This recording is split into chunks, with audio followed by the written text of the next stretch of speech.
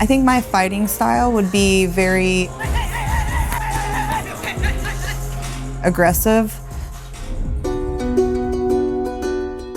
Technically, bare-knuckle history would go back to the first humans. You know what I mean? Fighting is as primal as it gets. Being in a rhythm when you're fighting, it just feels good, it feels smooth, and it feels right. For the longest time, bare-knuckle was illegal. You know, there's no gimmicks behind, you know, a raw bare-knuckle fist. With boxing, you can take some punches and it not be as detrimental as the bare-knuckle fights. You know what I mean? There's no padding, there's no protection. It's you and it's me. You know what I mean? Step the fuck up or don't.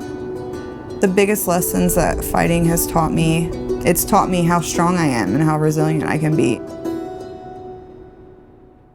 My name's Brooke Evans, and I have my upcoming bare-knuckle debut for BKFC. I'm from Kentucky, from Erlanger, Kentucky.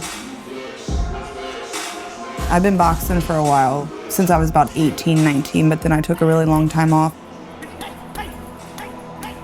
I probably started heroin around when I was maybe into being 21, 22 is when I started that. And then I was an IV drug user for probably about 5 years, which is pretty long because a lot of IV drug users honestly don't make it.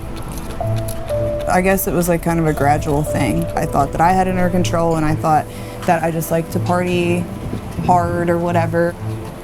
Once everyone found out, everybody of course is panicking, and I'm just sitting there like, so what? I snort heroin sometimes, no big deal. You know, that's how I was looking at it. You think that, well, if I really want to stop, I can stop. That's what you lie and tell yourself. By the time you actually want to stop, your life is like completely to the ground. And then you actually realize that it actually can't, like, that easy. You can't just say I'm done and put it down. I lost custody of my son. I lost my freedom. I lost myself. I lost everything. So again, a lot of this stuff's in hindsight, and I look back and it's like, that's all stuff that I am so grateful for now, because when you lose all that, yeah. It's just, like I said, like a really dark place to be. When you finally are on the other side of it, it's like the amount of gratitude you have is insane.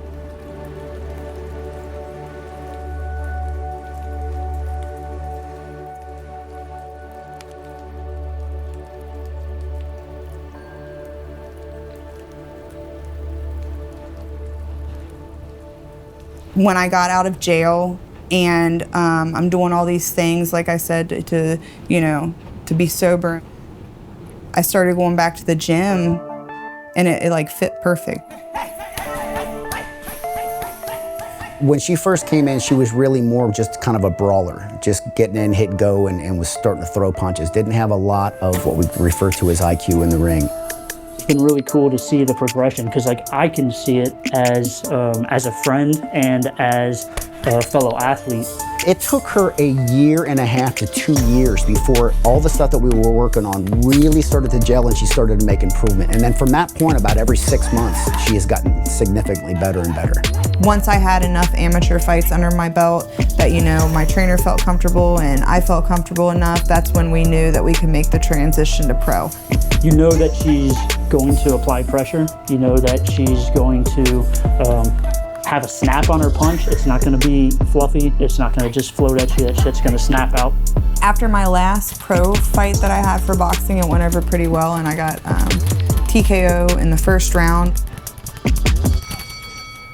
The process of her going from a professional boxer to a bare-knuckle fighter, we changed some stuff up with training, really tightening up defense. You can't afford to get hit with bare knuckles. You want to try to minimize that as much as possible. You can tell that she's learning. The highest level of fighter, that's what they need to keep doing, is every time you come in there, you should be able to, in a sense, have the mindset that you were just starting, you were just beginning. It's all mental. It's your understanding of what's going on and what's in front of you. Your ability to feel and control rhythm, control timing. We work on being emotionally and mentally level. In a sport of violence, or even in a life of violence, you gotta have peace, you gotta have calmness, you know what I mean? Otherwise that shit it'll overwhelm you. Being able to face that fear and push through anyway, even though you're scared to death, just like when I got sober, even though I was scared to death, I pushed through anyway. It's the same with fighting. And I think that's what it's taught me, is that my mind is strong and I'm physically strong, and I'm really capable of doing anything I put my mind to.